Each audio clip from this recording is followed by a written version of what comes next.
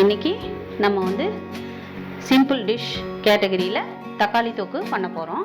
தக்காளி 6 தக்காளி எடுத்துருக்காங்க இல்லையா, தோலை சீவிட்டு வச்சுருக்கேன், பொடியை கட் பண்ணி வச்சுருக்கேன்.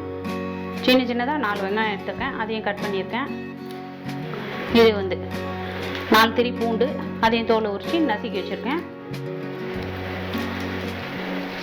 அப்புறம் ஒரு பச்சை மிளகாய் கீறி வச்சுருக்கோம். ஸோ நம்ம அடுப்பத்தை வச்சிட்டோம், வானல் காஞ்சி போச்சு, நம்ம போய் தாளிக்கலாம். இது வந்து இட்லி, தோசை, சப்பாத்தி எதை பண்ணாலும் தொட்டுக்கலாம், நல்லாயிருக்கும். 5 டீஸ்பூன் போட்டிருக்கேன். நம்ம எண்ணெயில் தான் வதக்க போகிறோம், அதனால் 5 டீஸ்பூன் போட்டிருக்கேன் ஆயிலு. இது வந்து நம்ம எண்ணெயிலே வதக்கி எடுக்கிறதுனால கெடாது. 2 நாள் கூட அப்படியே வச்சுக்கலாம். நீங்கள் ஃப்ரிட்ஜில் வச்சிங்கன்னா 1 வாரம் கூட வச்சு சாப்பிட்லாம். 1 ஸ்பூன் கடலைப்பருப்பு, உளுத்தம்பருப்பு, சோம்பு, நம்ம கடுகு போட்டுக்கலாம். 1 டீஸ்பூன் கடுகு. இப்போ கடுகு பொரிஞ்சுது, இதெல்லாம் போட்டுக்கலாம். நல்லா போட்டாச்சு.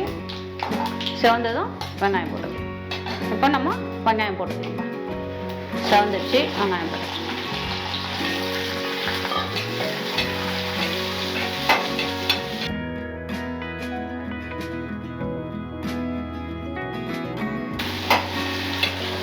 வெங்காயம் வதங்கிட்டு நம்ம தக்காளி போட்டோம்.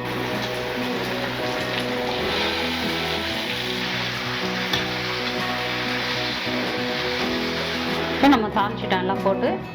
இப்போ இதுக்கு மிளகாத்தூள், உப்பு, மஞ்சள்தூள் போட்டோம். 1/4 டீஸ்பூன் மஞ்சள்தூள். சின்ன டீஸ்பூனில் 1, 2,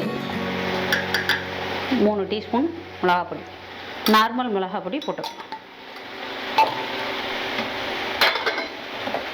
இப்போ இதுக்கு தேவையான அளவு உப்பு போட்டுக்கலாம். புளிப்பாக இருக்கும், அதனால் 1 டீஸ்பூன் போடுறாங்க.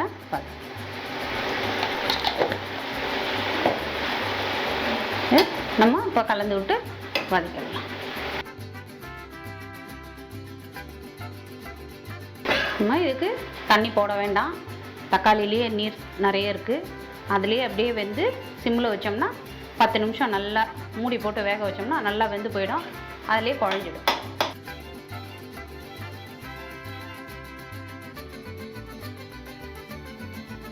நம்ம வதக்கிட்டோம், அதனால் கொஞ்சம் தீயை சிம் பண்ணிடலாம். சிம் பண்ணிவிட்டு மூடி வச்சிடலாம். மூடிட்டோம்னா 10 நிமிஷம் மூடி வச்சோம்னா நல்லா வெந்து போயிடும்.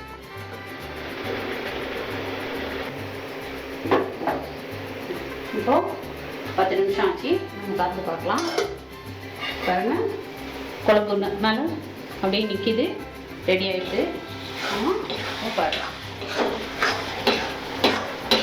தோல் வந்து சீவிட்டு தக்காளி தொக்கு பண்ணியிருக்கோம், அதனால் நல்லா குழஞ்சி வந்திருக்கு.